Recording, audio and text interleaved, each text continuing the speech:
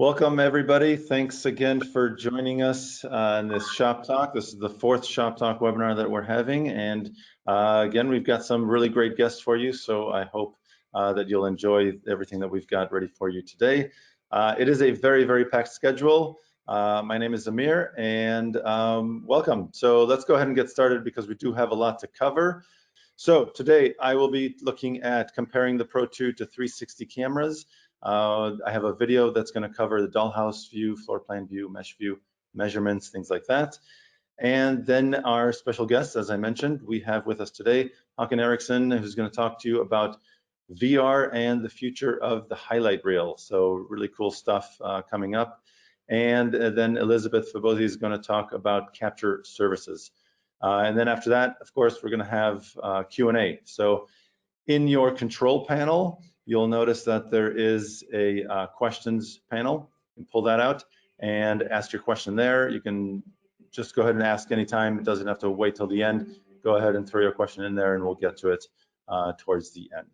All right, so without further ado, let's go and, okay, so basically I just wanted to take a minute and compare between the Matterport Pro2 and the other 360 cameras.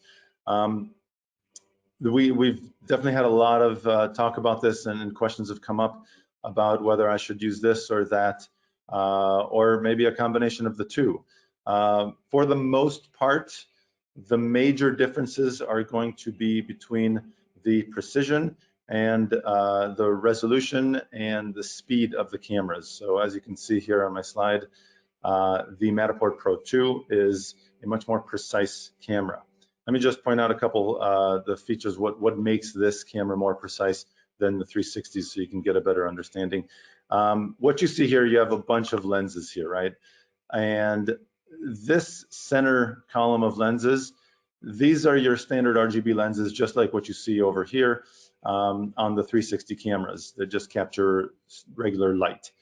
The other lenses, this one way over here on the left, is actually not a recording lens. These are projectors. These project infrared light, thousands of little tiny dots scattered all over the room. You can't see them. It's just like the infrared light used in your TV's remote control. And then this on this side over here sees that.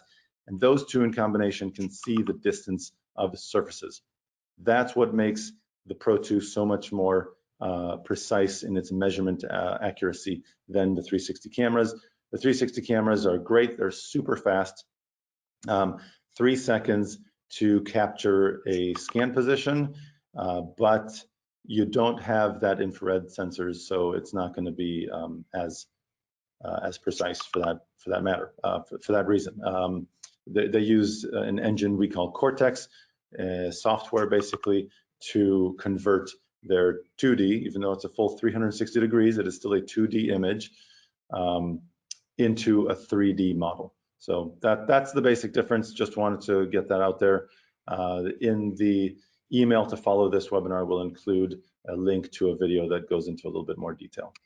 All right, let's get into the video because this is kind of a long one. Let's see what we got here.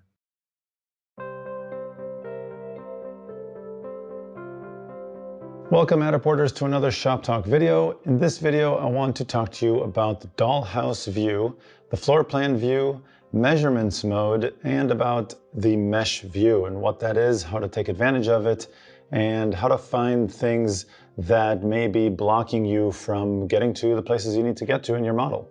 So let's go ahead and have a look. All right, so as you probably all know, this is the Dollhouse View.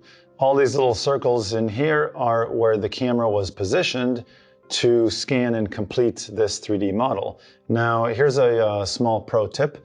The way that I like to navigate through models is by using the keyboard and not by clicking on the circles themselves. This is true for both in the edit mode in Workshop and in Showcase. So in my case, I'm right-handed, so I'll have my right hand on the trackpad and my left hand on A, D, S, and W. And that way I can press the W button on my keyboard to move forward. I can press the S button to move backwards. And A and D will shift from side to side like that. And then I just drag with the mouse in order to pivot in the same scan position.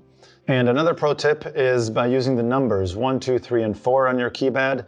If I use the number 2, I can zoom out and see the dollhouse view. And if I'm in the dollhouse view and I want to go inside, I just press the number 1 on my keyboard, and that'll fly me into the last position that I was in, and then I can keep moving around. So that's basically it for the dollhouse view, and as you can tell, the dollhouse view is really your best sense of the structure as a whole. So while you can move around and go from the living room into the kitchen and past this little, I guess, office space here, the dollhouse view is really what ties it all together and shows you the relationship and proximity from one to the next. Now, as for the floor plan view, I can get to the floor plan view by clicking the floor plan button down here or the number 3 on my keyboard. So I'll just click right here. And the floor plan view is really just a direct top to bottom view. So this is kind of like a schematic floor plan, if you will. It's just instead of having simple black and white lines, you get to see it in color. So it's just another way, again, of seeing the model from a very different perspective that you normally wouldn't otherwise be able to see this home if all you had were just traditional photos, 2D, or even 360 panos. Now let's go ahead and talk a bit about the measurements mode and how you can take advantage of that. So if you're working in Workshop where you're actually editing your model, you can access the measurements mode in the tool panel on the right side. It's right over here. It looks like a little ruler icon, and you just tap that, and if it's closed, I can open it up via this little drawer pull right here. I'm going to choose the 3rd floor, and I'm going to add a measurement, and I just want to measure the length of this countertop in the kitchen. So I'm going to place a measurement in the kitchen. So I'm going to place a measurement line there and pull it to the end. Okay, now I can continue to measure. I can measure the width, for example, as well, and not just get the length. And in this case, I just want to go ahead and stop right here because I've pulled the 2 measurement lines that I want. So I can either press the escape key on my keyboard or come down here and press the check mark. Now I know that this is 17 feet 1 inches across this way and 3 feet 4 inches across this way. So what I wanted to point out with regards to measuring in the floor plan view versus any other view is that once I'm happy with the measurements that I've captured here, I can go into, let's say, the dollhouse view, again, by pressing the number 2 on my keyboard, and you'll notice that that measurement line is now gone. So the reason for that is because measurement lines drawn in the floor plan view will not be able to be seen in any other view.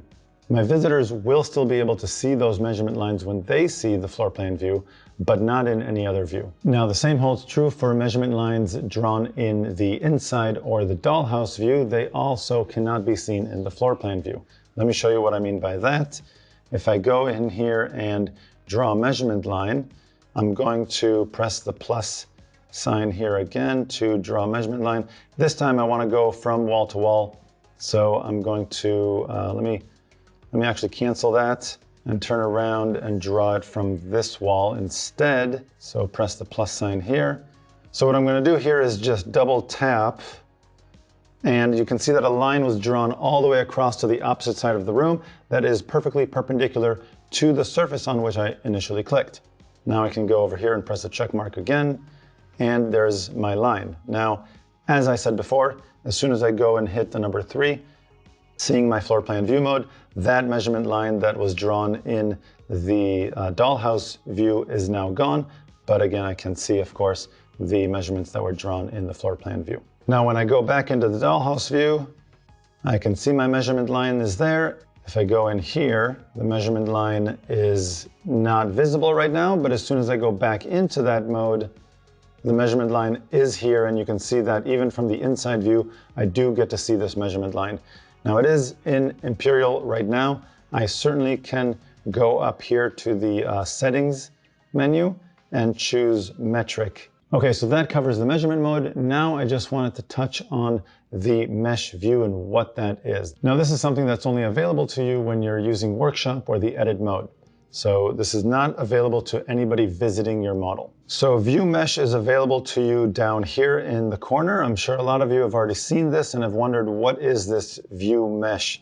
And so when I click this, it looks like, well, everything becomes blurry, but nothing else really happens. So what is happening is that you don't see the 2D panoramas that are actually wrapping the 3D mesh.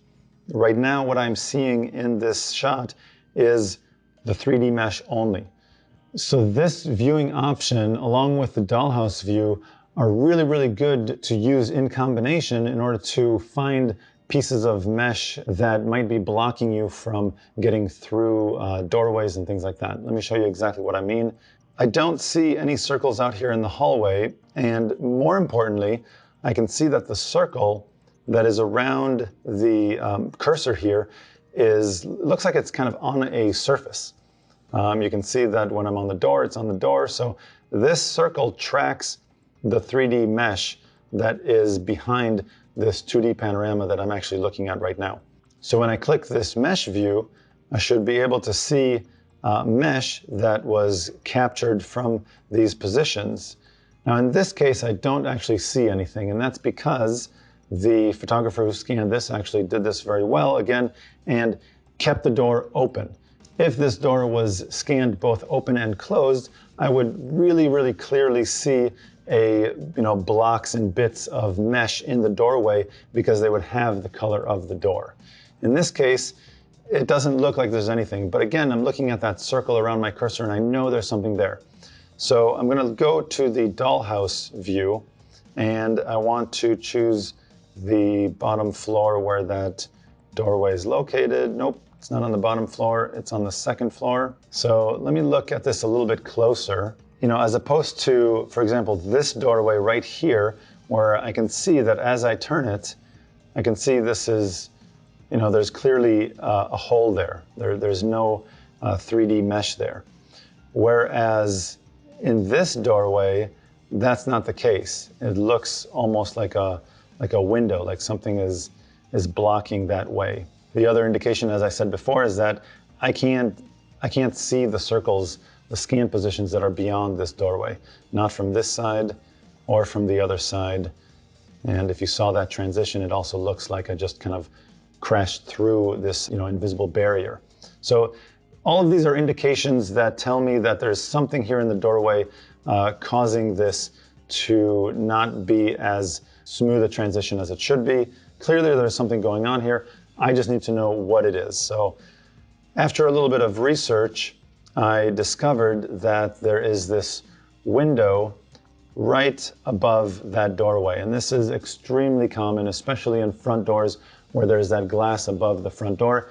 A lot of people will mark that glass or that window above the doorway. And what happens is window markings don't have limits other than physical floors themselves. So if a 3D mesh implies there's floor there, that's how far the window will go. But otherwise, it's just going to drop all the way down until it hits floor. So in this case, this window right here was marked because there's this drop right here all the way down. There's no floor here. It went all the way down and blocked that doorway as well. So this is really, really tricky and kind of difficult to find, but I wanted to point out this use case because of that.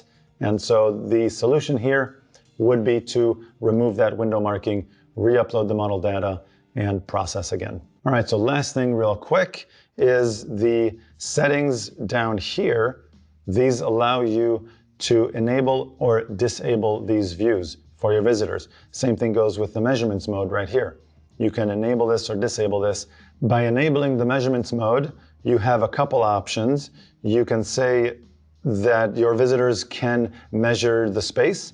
You can also say that your visitors can not only measure the space, but also see the measurements that you've already captured. So this is actually really cool because you can go through the property, placing measurements everywhere you think your clients will appreciate to see the size of rooms, lengths of fireplaces, things like that, whatever you feel is necessary to add that additional level of information for visitors to your model, as well as allowing them to measure things themselves. Hope that information was helpful and that you got a little bit out of this Shop Talk video, and I hope to see you next time.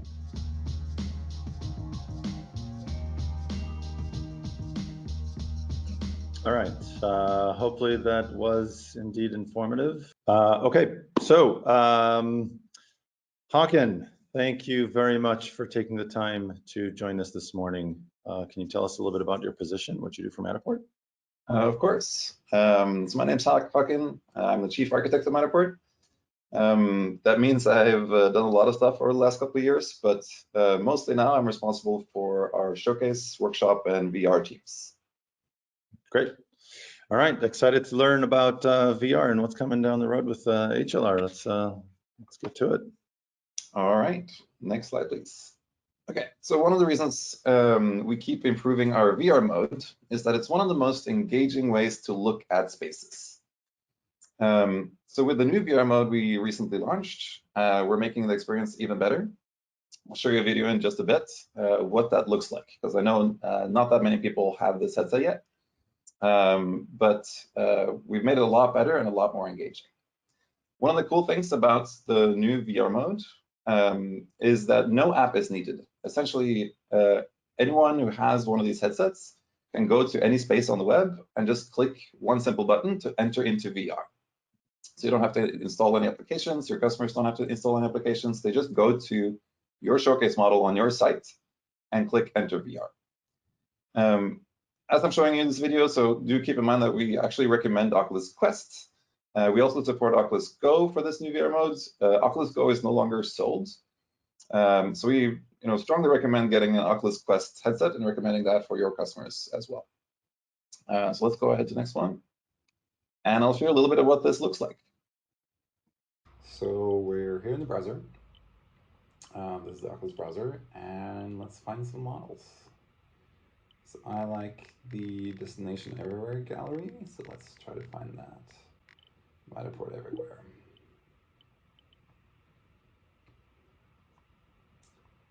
Oh, there it is.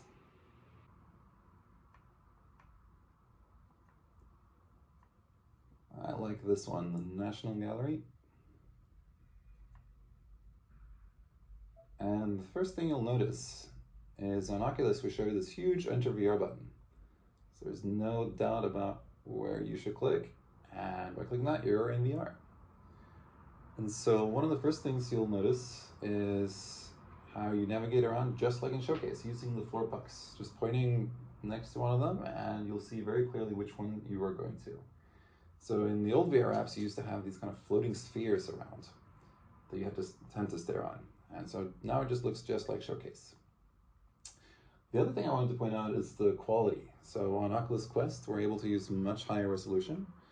So we can actually use the high resolution panoramas to show you. So you can actually see these paintings like really, really detailed. You can almost read the plaques, not quite, not from this distance, but the imagery is really, really vivid. Let me show you one other model real quick.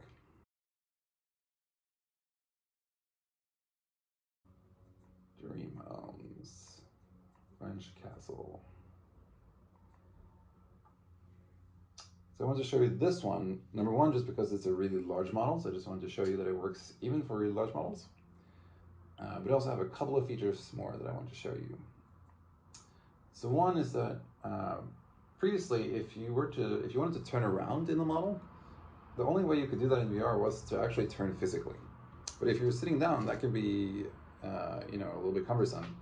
It depends if you're on a swivel chair at all, and you can't do it. And even if you're on a swivel chair, you might not actually be able to. Maybe there's something behind you. So now you can just use the thumbstick when you're seated, which makes it much less strenuous to be in VR and also just be seated as you are exploring in VR. The other thing I want to show you is over here, and that is the VR mode now has support for 360 views.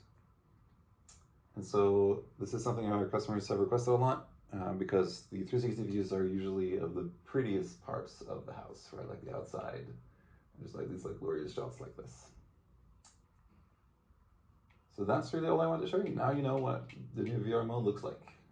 Thanks for listening. All right, so what you just saw there was basically me walking through a couple of models in VR. So that's what that would look like. If you have an Oculus Quest, and you look at the models, or any of your customers do. So just a quick recap of what we just saw. So the new VR mode has an even higher visual quality. So we're able to utilize the full resolution of the new Oculus Quest, which kind of blows the old VR experiences we've had away. You can walk anywhere in the space. And so this is actually a little comment just for anyone who's used our old VR applications. You used to be able to, or you used to have to define these kind of VR special blue spheres that you could walk to, and that's all gone. Like now it just looks like the normal viewer. So like users will kind of know what they're looking at. We also support 360 views in VR now, which is an often requested feature. And we have a much better seated experience as well. Usually you would have to either stand up or sit on a swivel chair in our VR experiences, while now you can just use the controller to turn around. And so just one last thing on VR is, why are we doing all this? Like I said in the beginning, VR is one of the most engaging ways to look at our spaces and your spaces. So we actually have some data on that as well. So you would think that these better VR experiences would get better engagement. And so if you go to the next slide, Amir. And what we actually see is that viewers spend 50% longer in VR modes than what they did in our previous VR applications. So the VR mode with Oculus Quest is turning out to be just a really great upgrade to our VR line. So if there are any questions about VR, feel free to drop them in the chat, and I'll be answering them later or by replying in the chat as well. So now I want to talk a little bit about some changes coming to Highlight Reel. This will be a little sneak peek, so it'll be pretty quick. And also, I just want to note, so this is currently in beta. So there will be some users who have these features right now, and so we're testing them with them. But they will change a little bit from what I'm going to show you right now as well. So you may or may not know, but the Highlight Reel is one of the most popular features that we have in the showcase. More than a quarter of showcases actually have highlight reels. So this is if you haven't used it before, it's a way of making kind of a guided tour around in the model. Now, the problem with it is that it's kind of hard to configure. There is this configuration ability with something called URL parameters, which is up in the address for the space. You can put a couple of parameters that kind of tell the showcase how fast you want the tour to go and how long you want to spend at each highlight. But it's kind of complicated to do so, and there are not that many options. So the thing that we are testing out right now in beta is many more configuration abilities. So that's what I'll show you a little sneak peek of. To go to the next slide, Amir, and then the video. Here's a quick preview of the new configurable highlight reel settings. So I've made a very basic highlight reel. Let's just go ahead and look at what that actually looks like before we start changing it.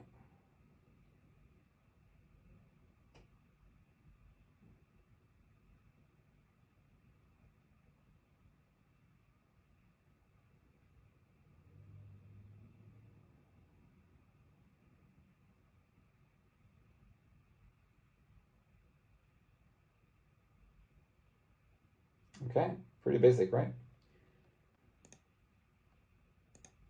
So the first thing I want to show you is that you can now change the rotation angle on each highlight individually. So if you want to rotate further, you can just do this. And now you also have a new preview button here. So you can very easily look at what this highlight will look like.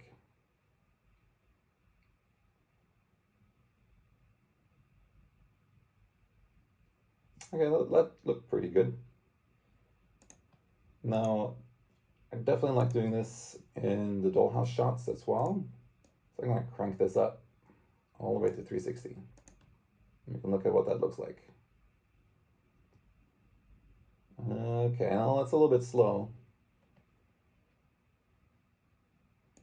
But that's where the global settings come in. So up in the corner now, in the settings, we have a lot more sliders to look at. So I'm not going to go through all of them. You can have a look at them, but one thing I want to change just now is the Dollhouse rotation speed. So I'm going to crank this up a little bit because I want it to be a lot faster. And then we can go back and see what the Dollhouse rotation looks like now. Much better.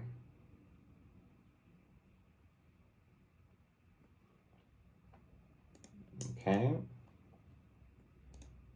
Some other cool things you can do is change to walkthrough speed.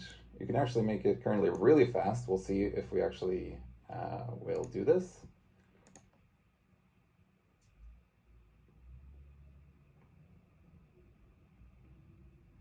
Because this just goes really quickly through the entire highlight.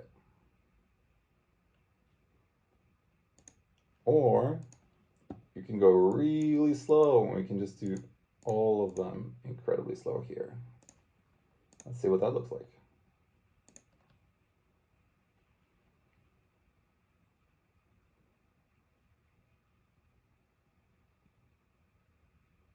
Well, this is going to take a while. But I think you get the point. You can now configure the highlight reels a lot more.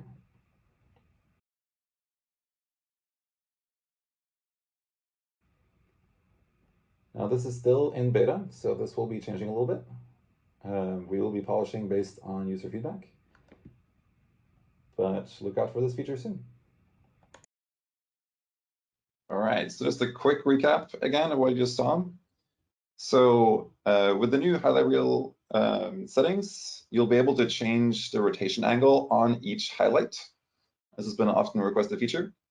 And we've also added a couple more conveniences. So you have a preview button, so you can actually see what the transition looks like for each highlight, and a new reset to defaults button. And in addition to that, we've added a whole lot of settings that apply to the entire tour. So that includes the speed of the walkthrough, the speed of slideshows if you're using slideshow, which direction to go, rotation angle by default. Remember, you can override that per highlight now. Rotation speed, Dollhouse rotation speed, and floor plan zoom speed. We also have a little view tour button at the end there that makes it really easy to see your changes. This exact screen, might still change in beta. We might remove some sliders, we might add some depending on feedback and how they work in the beta. But this is the kind of configurability that we want to give you in the highlight reel. So what do you think? Let us know in the questions or chat, and we can talk about it afterwards. Thank you so much. All right, really exciting. I know those requests have been in the queue for a while, so it's very, very exciting to see that come out. Next, we have another guest with us today. Elizabeth Fabozzi is with us. Hi, Elizabeth. How are you? Hey, how's it going?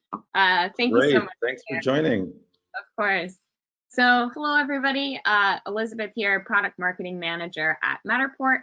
Mostly responsible for go-to-market strategies and messaging for products here at Matterport. So today I'm super excited to talk to you guys about our new Capture Services program. I will warn you, I get very excited, so you may want to put your volume down 2 notches because I tend to get a little bit loud. So just a warning there. So I think I'm ready to get started, Amir, if you want to move to the next slide. All right, so we're going to start out with kind of understanding what is Matterport Capture Services. This is a pretty heavy definition here. So it's a fully managed solution for regional or national enterprise customers who require one-click access to schedule experienced and reliable Matterport professional, basically we call them Matterport Capture Technicians, to come and scan their properties. So what does it mean to be a fully managed solution?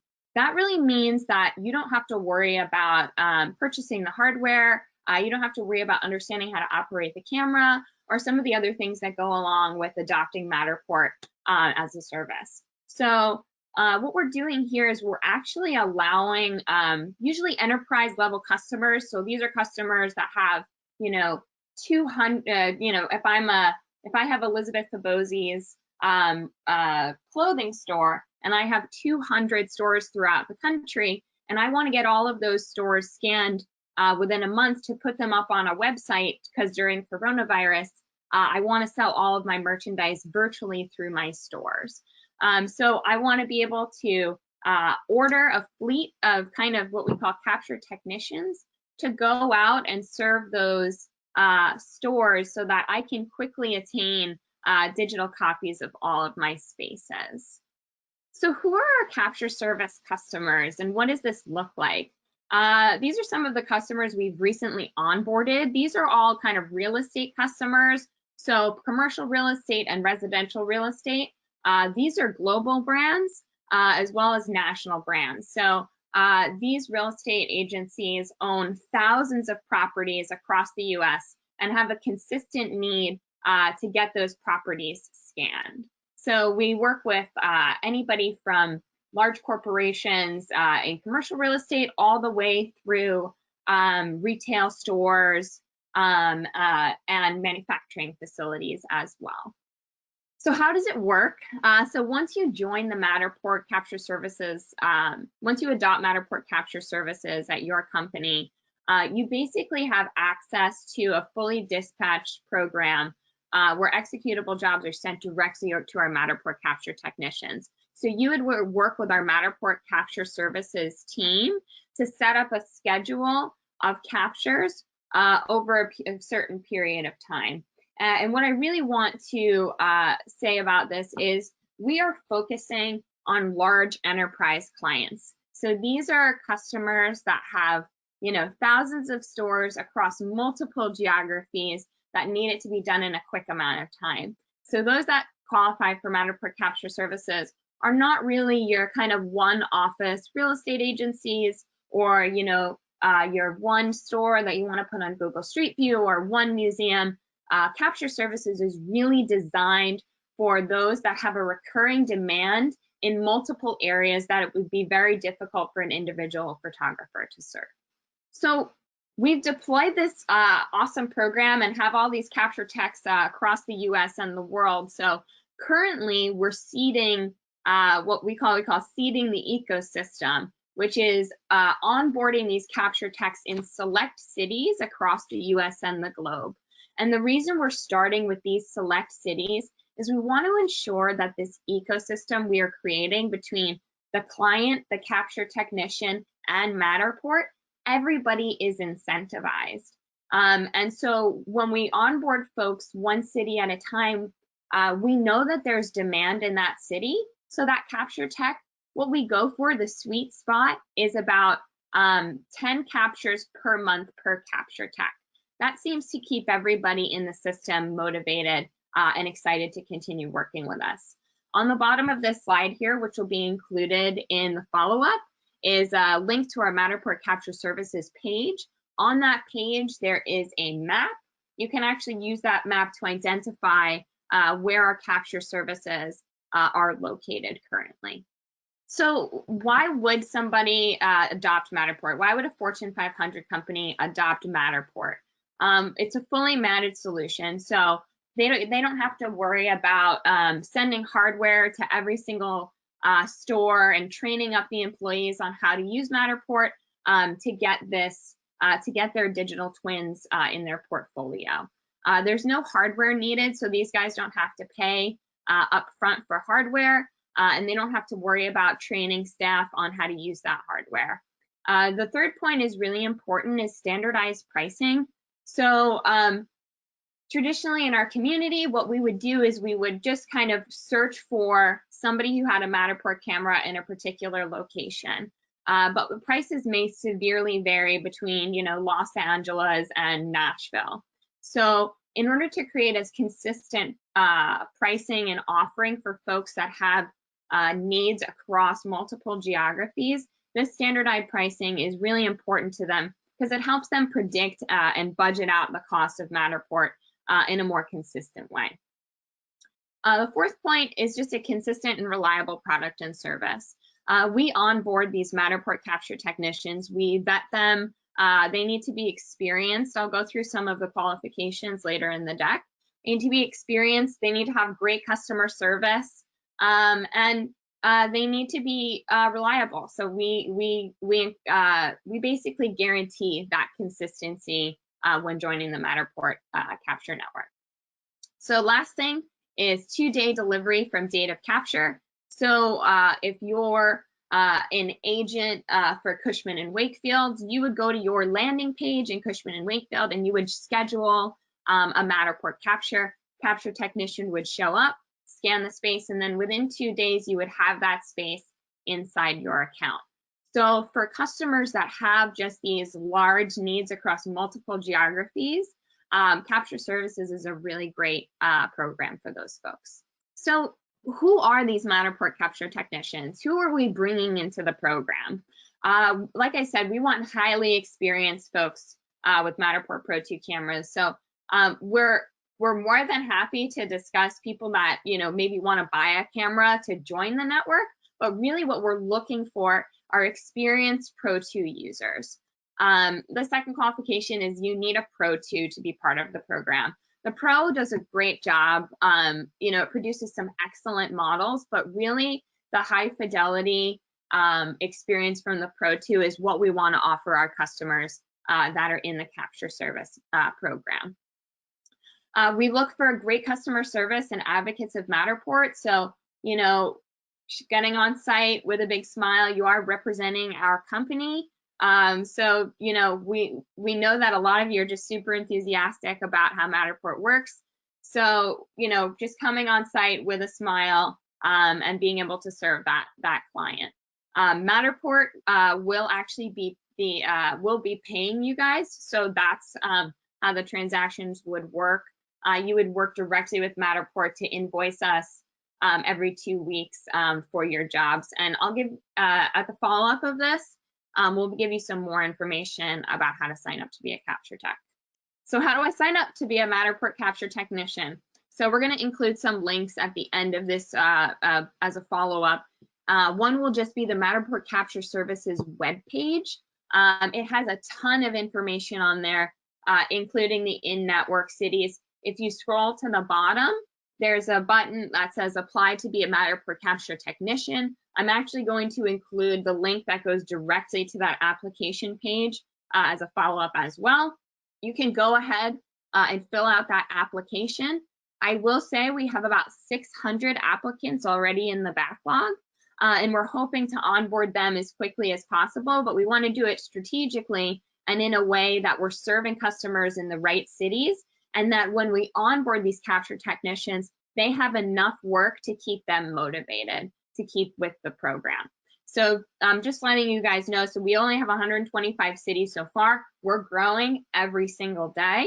So if you want to become a Capture Technician, I highly encourage you to apply, because as we grow this network, eventually, you know, as we see this ecosystem, we would love to eventually be able to have people order scans, you know, directly from you guys from the app. But for now, what we're focused on is just creating an ecosystem where everybody is incentivized. So we've got a client with high volume scan needs, and we've got a Matterport technician who can serve those needs.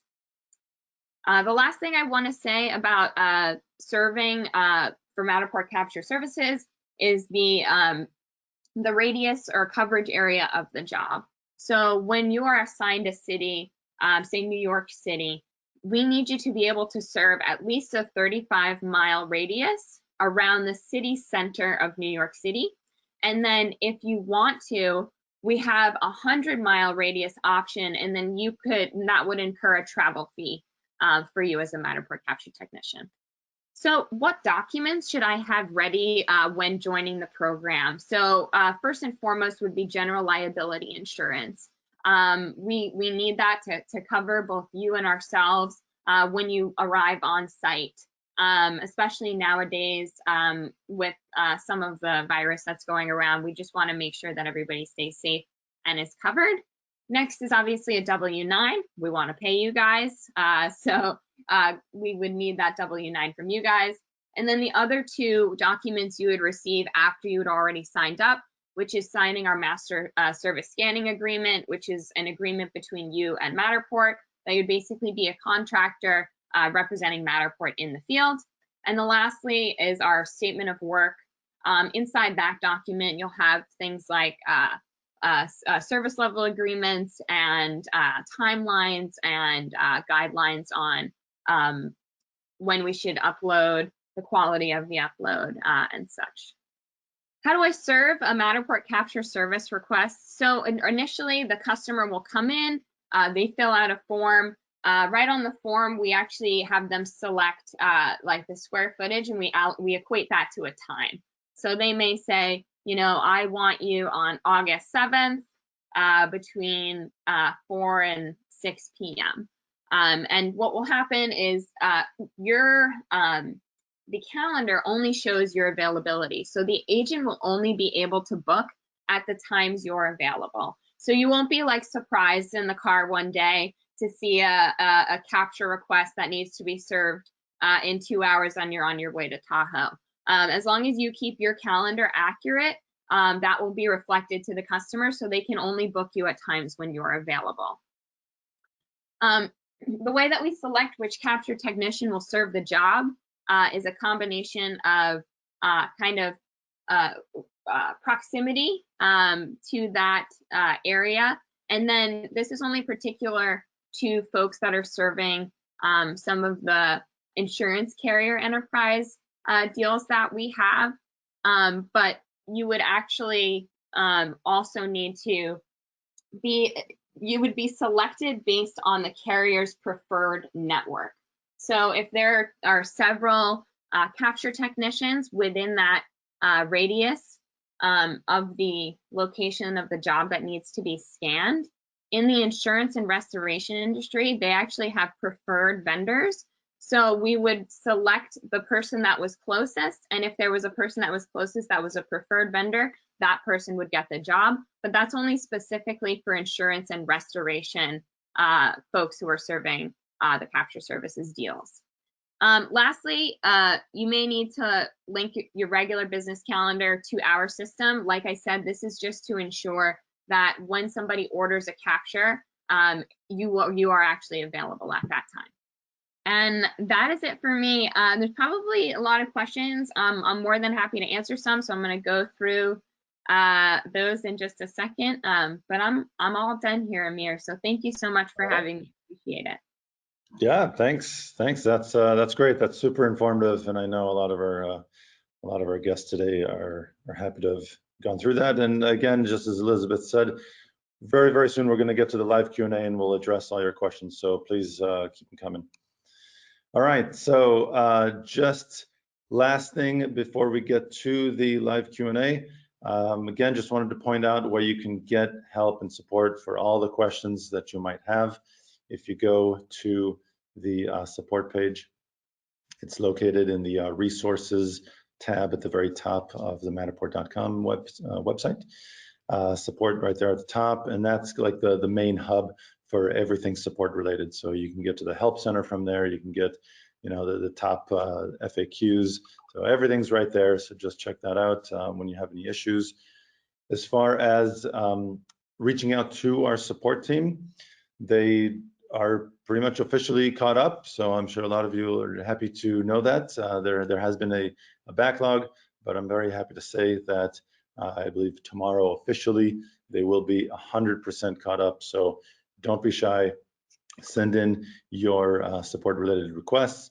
You can still call them up at any time. The phone number that you see on the screen right now is the US phone number. If you go to that support page that I just mentioned and scroll down to the bottom, you'll see the phone number that is right for you depending on your region, your location. You can always email them at support@matterport.com as well. Last thing I just wanted to mention, we've been getting some questions in social regarding, you know, upgrading the plans. Some folks are still on the classic plans. They were billed in a very different way, and maybe wondering, you know, should I upgrade to the new style of billing, the new plans, what we call them. And basically the way I would approach that is check out your bill. You can get your invoice, you know, via your settings tab in your account. You just log in there, get your invoice, and you can see exactly what charges you are incurring. You know, it depends on how many models you are processing every month. So if you're exceeding the amount of free processings that you're getting every month, then yeah, maybe it's a good idea. But the available plans, you can see what they offer. If you go to buy.matterport.com, see what you would be charged. There is no more processing fee in the new plans, so keep that in mind.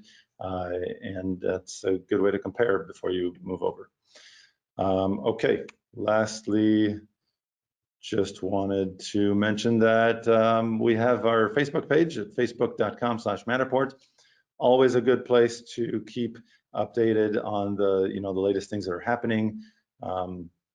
Know more about webinars that we're introducing and talking about, features that are coming out like VR mode, more about capture services, all this stuff that we're talking about here today, you can find there. And our Facebook group, Moog, M-O-U-G, if you search for that on Facebook, you'll find us.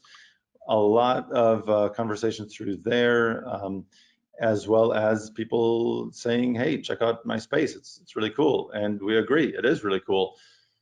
So we want you to know about this nomination form. If you go to go.matterport.com, nominate-your-space, you can nominate your space, and we'll put it in the gallery. We may put it in the Destination Everywhere site that you saw demonstrated by Hakon earlier. So yeah, so check that out. Finally, we are extremely late. I really wanted to do a lot more time for Q&A. So we're going to push this. We're going to go beyond the hour. I hope that's okay with everybody. And so we're not only just going to give you the next 10 minutes for Q&A, but we'll try and address as many as possible. So without further ado, here we go. I'm going to go ahead and stop sharing so we can focus on the Q&A. Let me see if I have anything here. Okay, great question. One of the questions that came in, I just noticed, was a general question regarding LiDAR versus infrared. So as I mentioned in my comparison at the very top of the hour, the Matterport Pro2 does use infrared to measure the distance of surfaces from the camera. LiDAR has kind of a double meaning these days. I mean, Apple just introduced, I think, an iPad with LiDAR. So traditionally, though, LiDAR does imply lasers. We do support a camera called the Leica BLK360, which does use LiDAR. It actually has a laser sensor. That's going to be much more accurate even than the Pro 2. So, I mean, it's not even a comparison with the 360s. If the Matterport Pro 2 is accurate to within 1%, the Leica BLK using LiDAR is accurate to within 0.1%. So it's like 10 times more accurate. So yeah, it just depends on your use case and what you're doing. LiDAR is really traditionally just used for construction, AEC industries, things like that, where that accuracy is critical. They don't care as much about the 2D image quality like we do with the Pro 2, and therefore the Leica BLK isn't as high image quality. The depth accuracy, the distance measurement, all that is much more accurate, but the 2D image quality is not going to be quite as good, to be honest, as the Matterport Pro 2 due to its little tiny image sensors. The tool isn't designed for that. So that's the difference between LiDAR and infrared. LiDAR, if you're talking about lasers with LiDAR, it is more accurate. If you're talking about LiDAR as in light sensing, it's hard to say. If they're using infrared, there's no difference. Okay, I hope that answers that question. All right, I could take one from Peter about VR. So he asks, what about matter tags within VR? And that's definitely something we've gotten a lot of requests for. And it's something that we want to do. We don't know exactly when, but it's definitely at the top of our list on sort of VR requests and things that we want to do. Unfortunately, it's not sort of just a toggle and just clicking it on, unfortunately, because matter tags support a lot of different types of media. So we'll probably not be able to support all of the things that the normal matter tags support in VR. But text and images, we very much want to make at some point. I just can't tell you exactly what.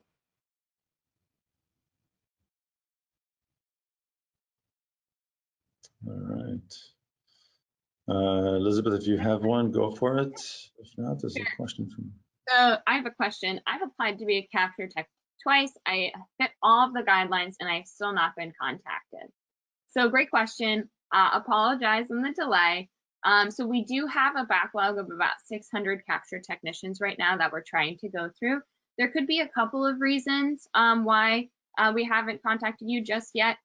We may have already had maybe 1 or 2 capture technicians in that city, and the demand just doesn't require another capture technician. So when we onboard folks, we want to make sure that when they join the program, it's valuable for them. They're getting consistent jobs, they're getting consistently paid. So if we don't see that opportunity for the capture tech at this moment, we won't onboard them, because we really want to ensure that we don't have another kind of MSP program. We have a very solid ecosystem where everybody is incentivized and everybody's happy and paid well. So that could be one of the reasons why you haven't been selected, even if you are in an in-network city. That said, we are signing new partners almost every day. So it's growing like wildfire, spreading like wildfire. So just, you know, we hope to contact you soon. All right.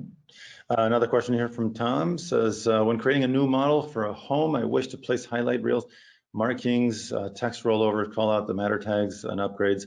But once I need to edit the model data by changing a point or a scan position in the iPad and then upload, I have to start all over again from scratch. Is there any way to make point changes and upload the model without removing what was built? So unfortunately, Tom, at this point, there's no way of doing that. So the way that I like to draw these kind of parallels between creating your Matterport model and baking a cake.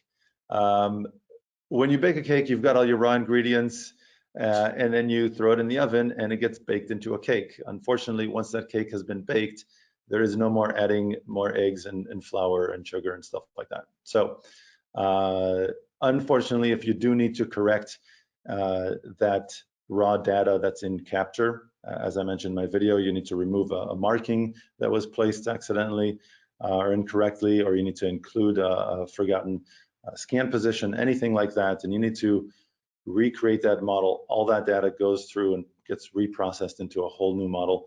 It's got a whole new link to it. And unfortunately, at this time, there's no way of saying, let's try and transfer that stuff over. Maybe one day. I don't know if Hakon, I don't know if you know this. We will offer something like that to our customers. Right now, it's not even in sight. So yeah, I mean, we definitely hope to build that one day. Again, it's unfortunately not quite as easy as it sort of sounds, but yeah, it's on our radar and something that we definitely see our customers need. Yeah. One of the problems I can tell you, Tom, and one of the reasons it's going to take a very, very long time to solve is because every time you upload that model data, it does get processed in a slightly different way. And if you look at a 3D space with like XYZ axes, one model that was processed from the same model data might be a little bit shifted from another model that's a little bit shifted in the other direction. So that when you migrate all that, those matter tags, they don't get placed in exactly the same position. So that too can be a little bit frustrating. So anyway, yeah, sorry, Tom. All right, I can take another one on VR. Question is, does it work with Gear VR or just Oculus Quest? And so the thing about VR is that it's moving really, really quickly. Just the VR hardware is changing every year. We're getting new VR headsets. And what the producers are doing of these headsets is they're deprecating and removing support for the old headsets really, really quickly. And so that's painful for us too. Like, we have to keep adding new support all the time, and we're also looking at all the changes coming out from the big VR vendors, and just having to stay updated. So unfortunately, the Gear VR is at this point deprecated. Which means it is no longer supported by the vendor, and so we've also had to remove official support for Gear VR. If you had the VR app installed for your Gear VR and you have not updated your phone, it might still work in the legacy apps. but we no longer recommend and even actually support Gear VR officially for any of our VR applications or for VR mode. So that also goes for something called the Google Daydream. That's something that we used to support, but that is no longer supported by Google, and so we can also no longer support it. So the best bet by far for VR for the future is to get an Oculus Quest. So Oculus has definitely put a lot of money behind Oculus Quest, and they have told us that they're going to support that for a very long time. And that's kind of their long supported hardware line. That's one of the reasons we are also going for Oculus Quest and saying that that is going to be one of the major headsets. And then we are going to add more support for more newer headsets as we move along. But the older headsets, unfortunately, because VR is moving so quickly, we won't be able to support those anytime soon. All right.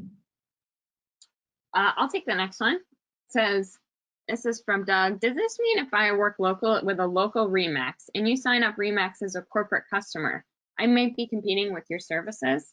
This is a great question. So the way that we see this, Doug, is if you go ahead and join the Matterport Capture Services network, you'll be able to continue serving this local Remax office, and we'll actually open up several other opportunities for you.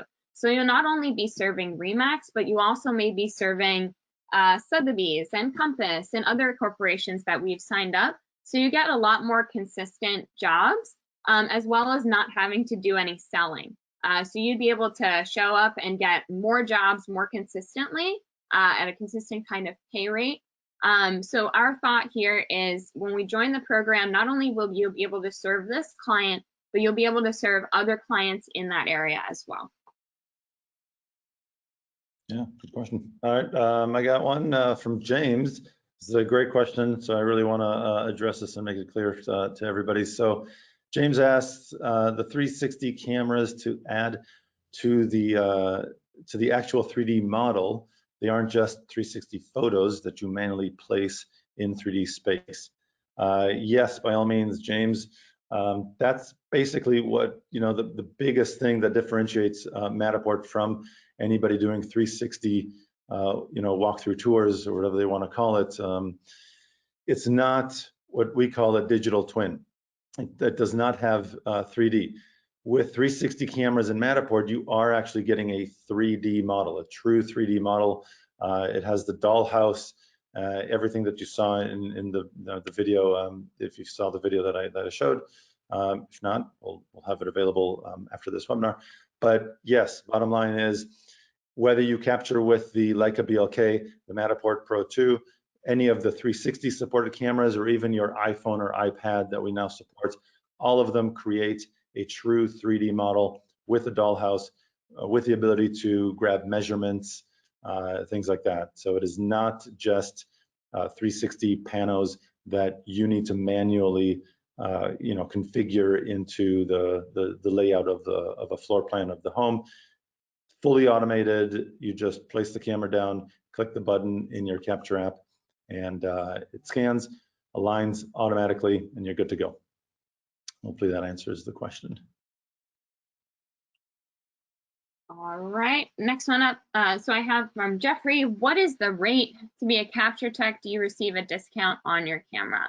So I'm not going to discuss the actual rates right now on this call.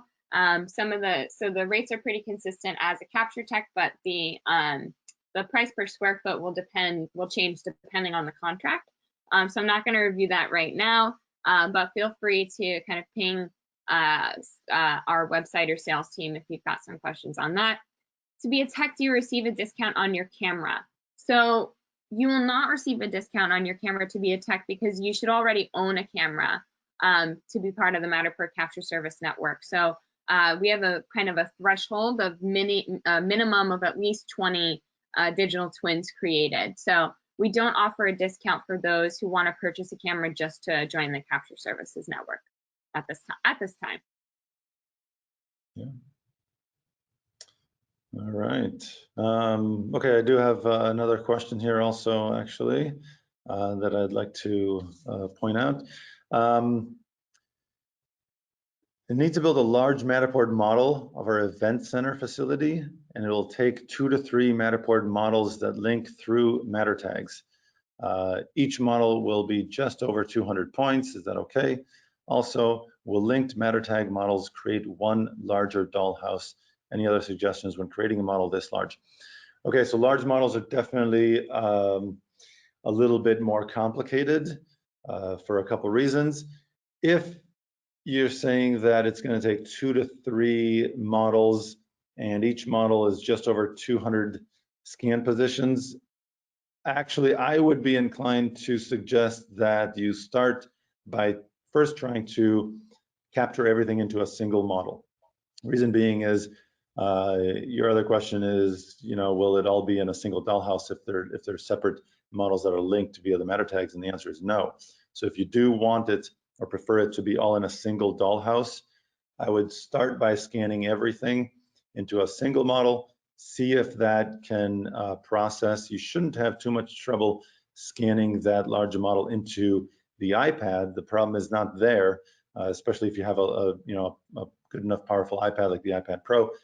The problem, of course, comes into play when processing, and assuming it gets done processing, which it should. A lot depends on not so much the number of scans, but the amount of surface area that you are scanning. If this was being scanned with something like the Leica BLK, I would say probably not. There's just too much there. So start by scanning everything into a single model in Capture. If you find that the navigation experience, once that's done processing, is not ideal, it's too slow and doesn't work very well, what you can do then in Capture is make a duplicate of that model, erasing the scan positions that you don't want from each of the duplicates that you make, and then upload those duplicates to process, that third or half of the model, and then you can, use it as 2 separate models. Again, you can link between them, but the dollhouse will not be combined. It won't be in the same dollhouse. So start with, what will result in the best case scenario, and assuming it doesn't work, then just kind of work your way down to something that works. All right. So another one about VR and the VR headsets for phones. So that would be things like the Google Cardboard, for instance. And this was kind of the first generation of VR. And what's kind of happening there is that the experience in Cardboard versus something like Oculus Quest or HTC Vive is so much worse that what we're seeing is that people don't stay very long when they're in a Cardboard. And so we're just not able to offer also the kind of best experience there. So we have a VR application that works with iOS, so iPhones and Cardboard. And so that will still be there for the time being, but it's not something we recommend anymore because of sort of lack of comfort and how much better experiences we can provide in the newer VR headsets. And also just on iPhone, we just can't use the latest VR technology, which is called WebXR. So unfortunately, we can't just give the new VR experience in the Cardboard headset. So it will remain there for now, but it's not something that we will recommend in the future, going with Google Cardboard or any of the sort of phone VR things, because they are kind of the last, like the previous generation. And Quest and HTC Vive and others are kind of the future there. And someone also asked just whether we will support Vive at some point, and that is something we will be testing out. I can't promise anything yet, but hopefully we will be able to add that as well. All right, and I only have one more question here. So from Derek, I've already tried to sign up, but didn't hear anything about these docs. Should I send those in now? No need to send them in now. Like I said, we're going through not only a backlog, but just ensuring that when we onboard Capture Techs, they have work. One of the real pain points with our old MSP program is that when folks signed up, they weren't getting consistent jobs. They would maybe get 1 job a month, or no jobs for 3 months straight. So when we sign people up and have them join the Capture Tech program, we really want to make sure that there's enough work there for everybody to be incentivized and that you're paid well, so you want to continue working with the program. We don't want to onboard folks where the area is oversaturated or an area that doesn't have high volume needs. Like I said, we're going through that backlog, and we hope to reach out because we need capture techs in as many locations as possible. We just want to bring those deals in first to make sure that when you sign up to be a capture tech, you have consistent work. All right, good deal. I do have another question here. Question is, I would like to see a good backup and restore option for Matterport scans on the iPad. I have tried the iExplorer option and have not had any luck. When I copy the job to the iPad and view space data, it just says updating map and then crashes the app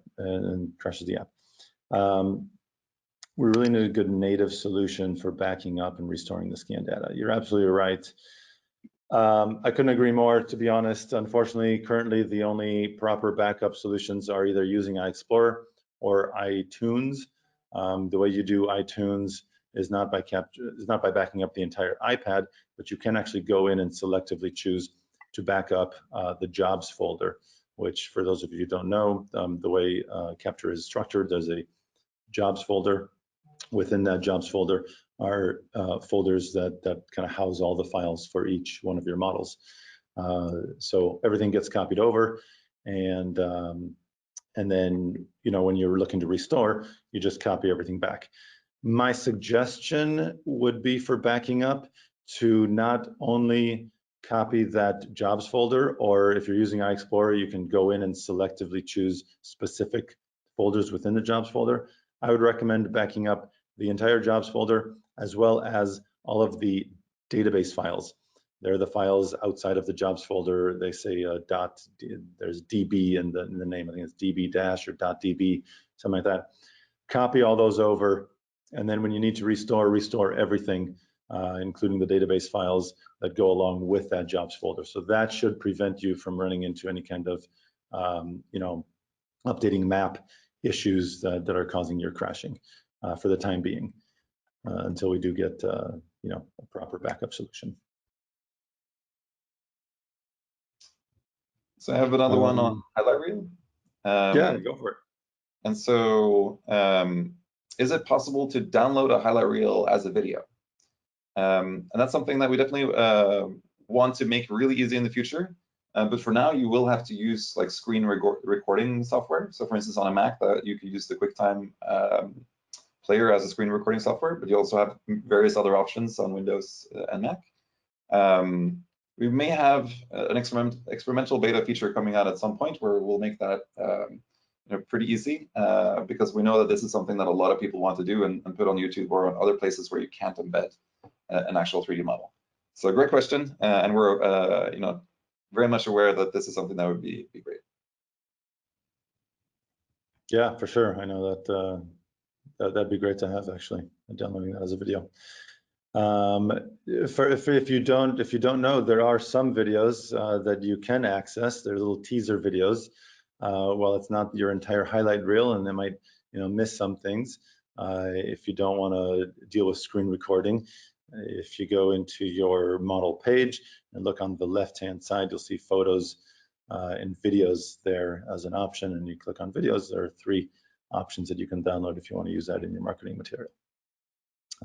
Okay, I do have 1 or 2 more questions that I wanted to cover, and we're running definitely a little bit beyond here, but we wanted to address all your questions, so I do appreciate your patience. Andy asks, is there a way to do the dollhouse rotation in the highlight reel revolve around the model itself and not a certain point in the model? At this point, there is no way of kind of choosing what the model rotates around in the dollhouse view. Hakon, do you have any kind of insight into that? Ways that might, some tricks up your sleeve? Wait, say one more time, sorry. The question was, is there a way to do the dollhouse rotation in the highlight reel revolving around the model itself and not a certain point in the model? So the only thing I would say there is to try to, so try to position, when you're taking the highlights, you can try to position the model right in the center. and that should do the same thing. So that should be then rotating basically around the center of your screen as you added that highlight. Other than that, there's no other way that that we're aware of to do that. Okay, yeah, so maybe zoom out a little bit, make the model a little bit further away, not so close to the camera, and try to get it as centered as possible. And that way it'll pivot, more accurately. It's a good tip. And finally, my last question here. I was told by a tech group I couldn't use more than one iframe on an HTML page without conflict. That prohibited the files from displaying properly. Is there any issue that will be addressed? So it's not so much a conflict, but when you start increasing the number of models appearing in iframes on the same web page, it just starts to slow down a lot, and it could reduce the navigating experience in that model when you have others also loading at the same time, or after they've been loaded. It just takes a lot of memory resources from the browser. So ideally you would just have the one. Having more than 1, 2, or 3 is probably fine, but anybody who's looking to put together a whole gallery worth of iframes and have them all loading, probably not going to be a good performing web page. Just to add to that a little bit, is what we kind of recommend there, if you want to have a lot of models on the same page, is to have a lot of images of the models and then have each image open up like a window or modal when you click on it. So that way you avoid actually loading the full 3D player for all of the models. You're only loading one 3D player at a time, because it's a lot of 3D heavy graphic stuff that gets loaded when you load a Matterport showcase. Yeah, and so regarding that, Hakon, I'm assuming it would work the same way. You don't have to, if you're going to do an image gallery worth of models and just have the 2D image to kind of a clickable link to open up the model, you don't have to kind of point the visitor away from that page. The same would work if you just open up the model in a lightbox. Is that correct? Yeah, lightbox or modal or a separate window. All of those work just fine. Great, perfect. That's actually a really good solution. Okay, did we have any other questions that I'm missing that either of you received? I definitely have a lot more questions. I don't think we'll be able to get to all of them, but I'm be able to get to all of them. Yeah, I think we're definitely running out of time here. A couple more potentially. Yeah, let's go to 9:20. We'll give it another 3 minutes and then we'll call it. Let's see here. So it would be nice to be able to add images to the highlight reel. For instance, I do aerial drone photography, and it would be nice to be able to add these images to the highlight reel. Could this be set up? So that's not something that we support today. And so one of the reasons that we don't support this is that we try to keep everything in the highlight reel actually be in an actual physical location within the 3D model.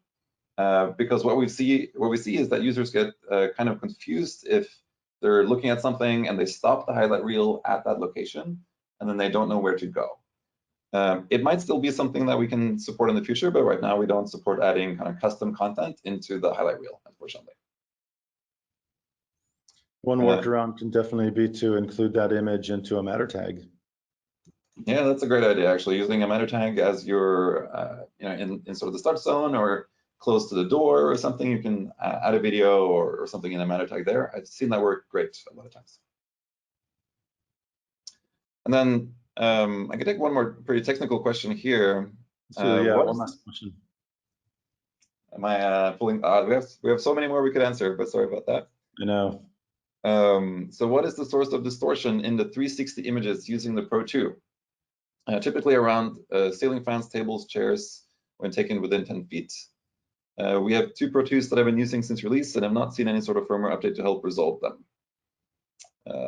So typically, the closer something is to a Pro2 camera, the more chance there is that something like that might occur. And so it's kind of a very technical reason, but it has to do with the position of the cameras as it's rotating on top of the tripod.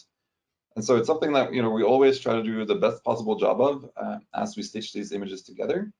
But it's kind of unfortunately just kind of physics and how as a camera rotates around, you get something called the parallax effect between those different sensors. So all I can really tell you there is try to stay sort of away from things as much as you can. If something is close, there's a higher chance that you will get those types of artifacts, and try to have things stay still. So for instance, if something is moving, you'll also get more of those types of artifacts. So that's the best way of avoiding those.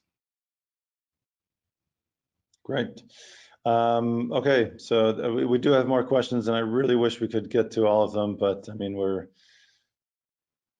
20 minutes after the hour, so I think we're going to have to call this one and say thank you so much for joining us today.